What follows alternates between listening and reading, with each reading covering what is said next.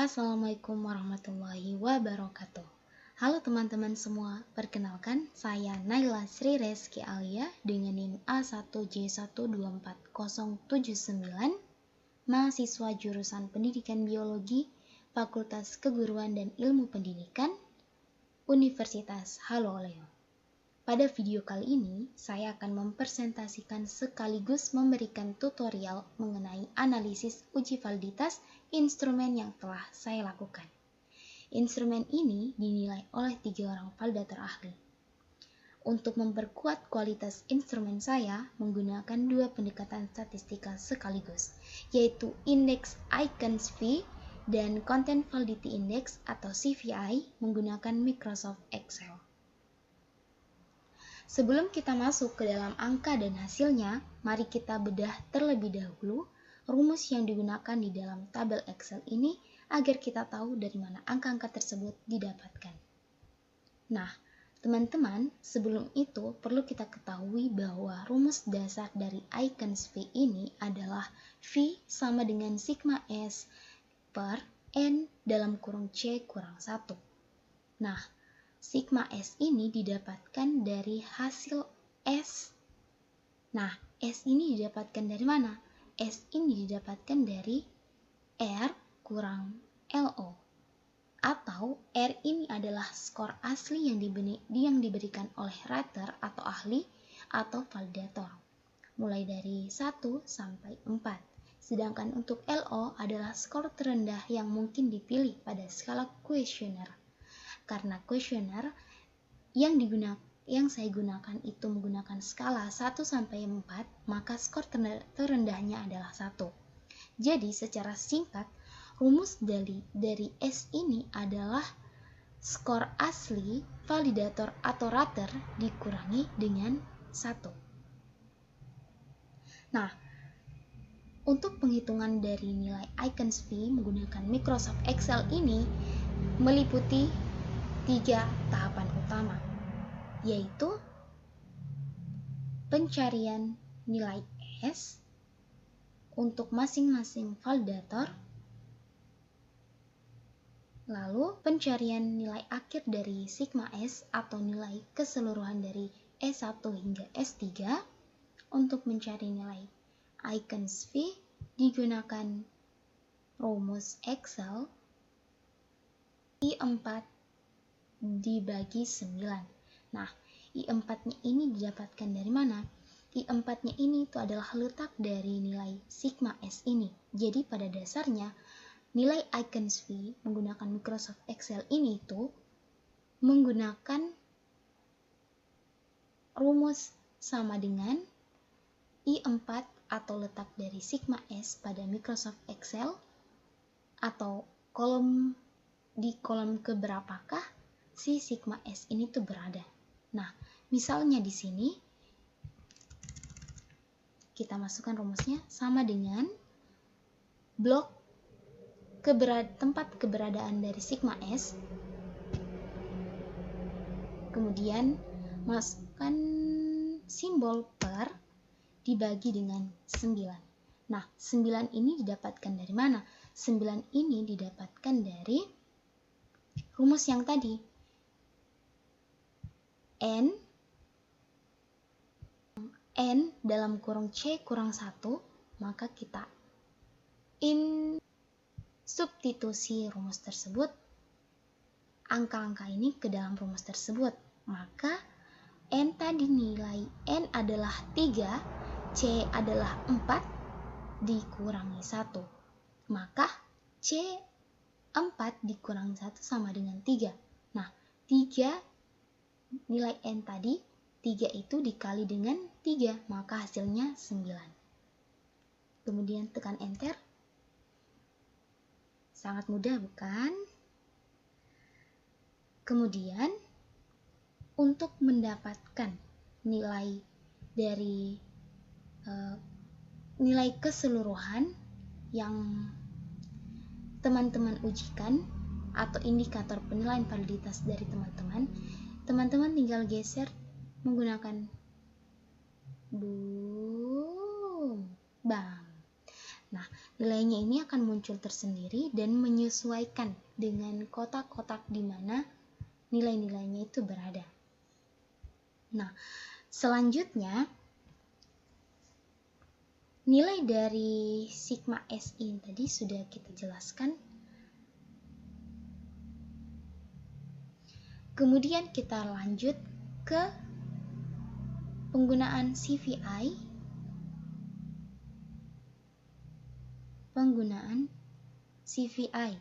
Nah, sebelum masuk ke penggunaan CVI ini kita perlu mencarikan nilai dari NE, dan I-CVI, I-CVI.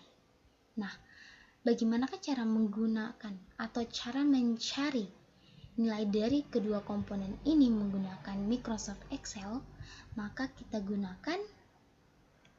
Maka sebelum itu kita perlu tahu NE itu adalah apa sih?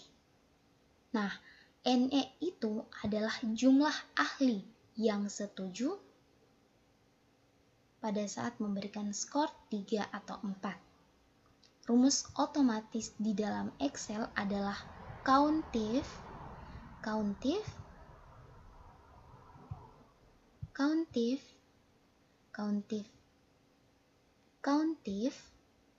sama dengan countif. Nah, CP4.2E4 ini apa? Nah, CP4E4 ini adalah nilai dari skor asli, validator atau rater. Nah, teman-teman bisa langsung blok di bagian C atau disesuaikan dengan letak kolom skor asli dari validator di dalam Excel teman-teman, tinggal di blok saja. Nah, nanti hasilnya itu akan masuk ke dalam NE ini. Nah, setelah masuk, teman-teman perlu tambahkan, setelah teman-teman memasukkan nilai dari skor asli validator atau rater tadi, teman-teman tambahkan titik koma di sampingnya, lalu masukkan tanda petik 2 lebih dari sama dengan 3. 3 ini adalah jumlah validatornya tadi, ditutup dengan tanda petik kembali dan tutup kurung. Nah, nanti teman-teman akan mendapatkan hasil seperti ini. Nah, saya akan uji coba rumus yang tadi, countif C4.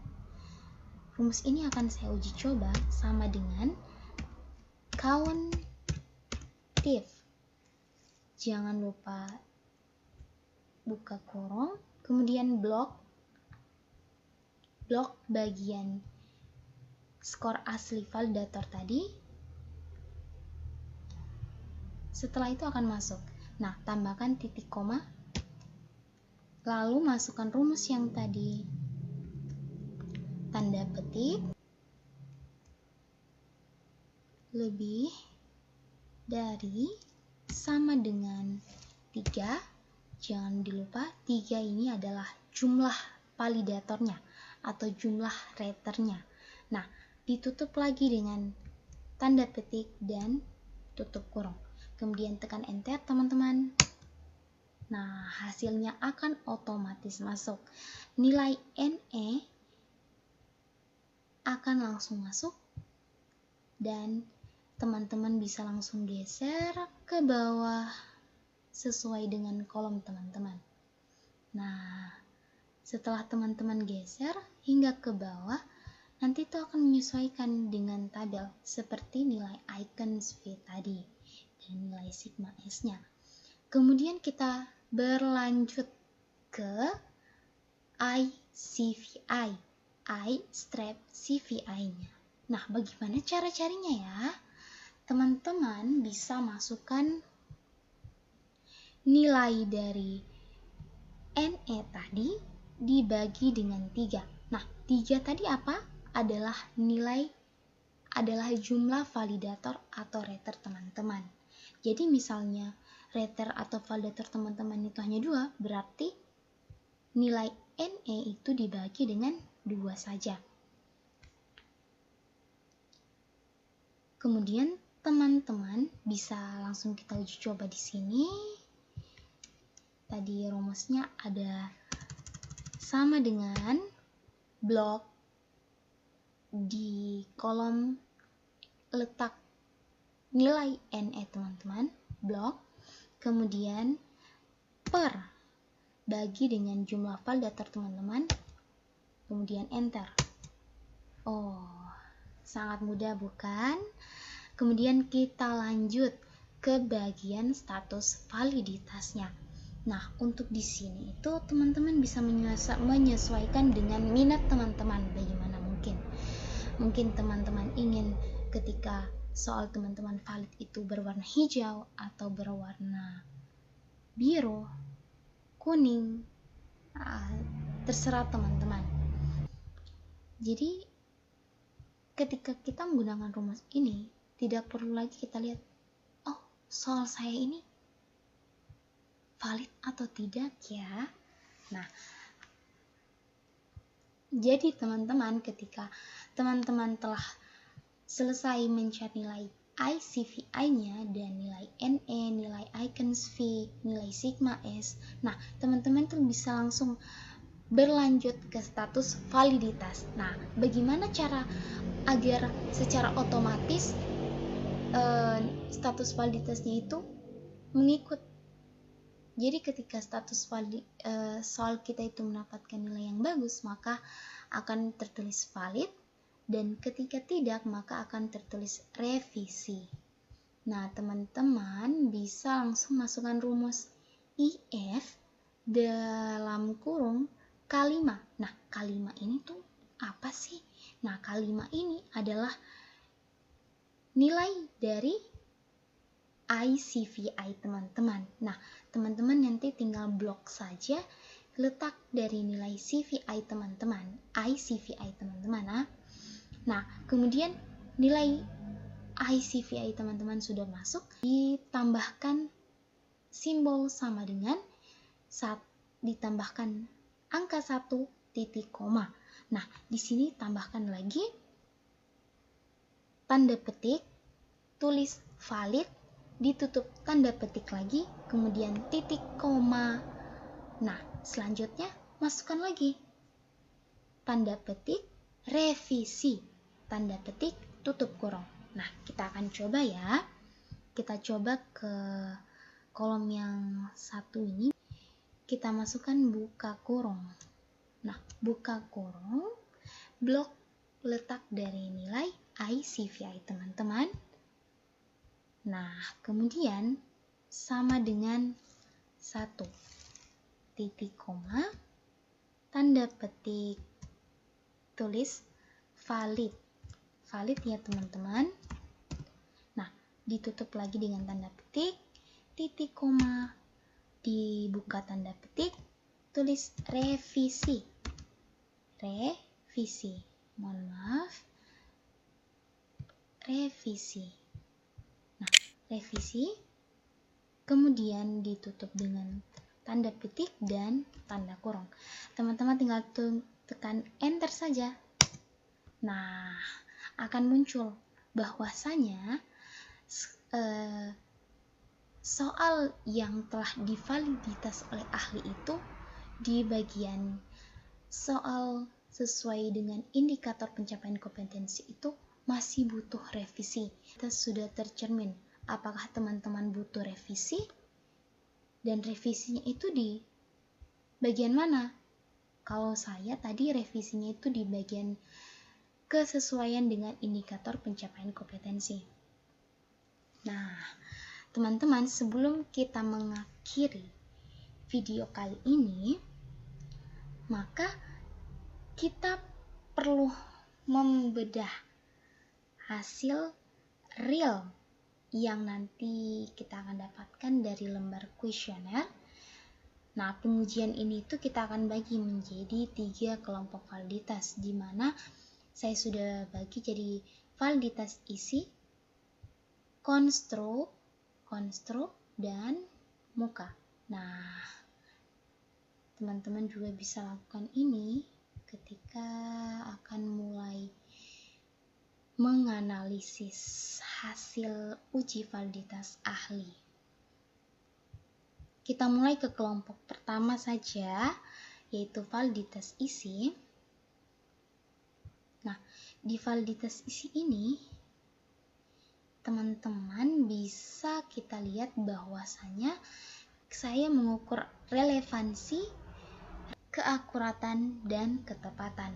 Nah, validator saya itu sudah memberikan nilai melalui Google Form dan telah saya olah menjadi seperti ini. Nah, setelah saya hitung menggunakan rumus average di Excel, kelompok validitas isi ini menghasilkan rata-rata nilai eigenvalue-nya itu adalah 0,743. Nah, 0,743 ini disandingkan dengan nilai dari ICVI yang sangat berbanding terbalik dengan eigensv tadi yang menyatakan nilai 0,82. Berdasarkan standar kelayakan global CVI, maka angka 0,82 dari hasil ICVI kita ini tuh sudah berada di atas ambang batas minimal 0,80, yang artinya teman-teman kita bisa ambil kesimpulan bahwasanya kelompok validitas isi yang telah diisi oleh validator kita itu dinyatakan layak atau dapat diterima. Bisa teman-teman lihat pada keterangan ini, nilai CVI saya itu berada di kolom kedua ini, di 0,80 sampai 0,89 yang mendapatkan kategori layak atau dapat diterima. Kemudian kita lanjut ke validitas konstruk. Nah, di validitas konstruk ini itu nilai rata-rata eigensv-nya itu mendapatkan nilai yang jauh berbeda dengan nilai validitas isi tadi, yaitu 0,713, dan nilai ICVI-nya juga berbanding terbalik yang menyatakan nilai 0,83. Yang artinya teman-teman tadi seperti pada validitas isi tadi, bahwasanya dari segi validitas konstruk, instrumen penilaian saya itu sudah masuk kategori layak dan dapat diterima. Selanjutnya kita lihat ke bagian validitas muka yang menunjukkan nilai yang sangat bagus, di mana nilai eigensv-nya itu 0,88 dan nilai ICVI-nya 0,974, yang menjadi kan instrumen kita di kategori validitas muka ini itu sangat bagus. Namun jika kita perhatikan bahwa dalam perbutir soal pada kolom eigensv dan CVI terdapat beberapa indikator kritis yang berstatus revisi, yaitu pada indikator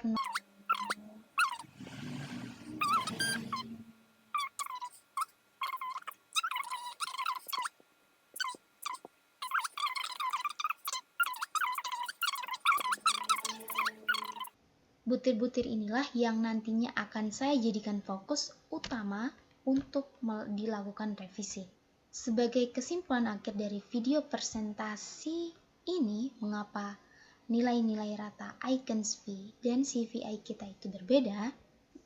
Jawabannya itu karena eigensv mengukur bobot kedalaman skor validator, sedangkan untuk CVI mengukur persentase kesepakatan mutlak. Nah, meskipun nilai rata-rata eigensv tadi itu berada di angka 0,71 dan 0,74 yang menunjukkan adanya ruang untuk perbaikan minor, namun secara metodologi global nilai CVI kita itu berada di 0,82, 0,83, dan di 0,97. Yang dimana semuanya itu sudah melampaui standar minimal kelayakan, yaitu 0,80. Oleh karena itu, instrumen saya dinyatakan layak digunakan dengan revisi sesuai dengan saran dari validator ahli. Nantinya setelah saya telah menghitung semua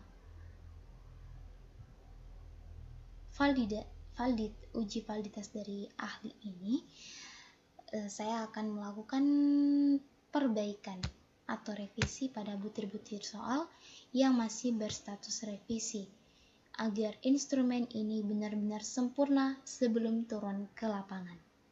Demikian presentasi dan tutorial uji validitas ini saya sampaikan. Semoga video ini bermanfaat bagi teman-teman semua yang sedang berjuang bersama-sama. Saya ucapkan terima kasih dan wassalamualaikum warahmatullahi wabarakatuh. Sampai jumpa di video berikutnya.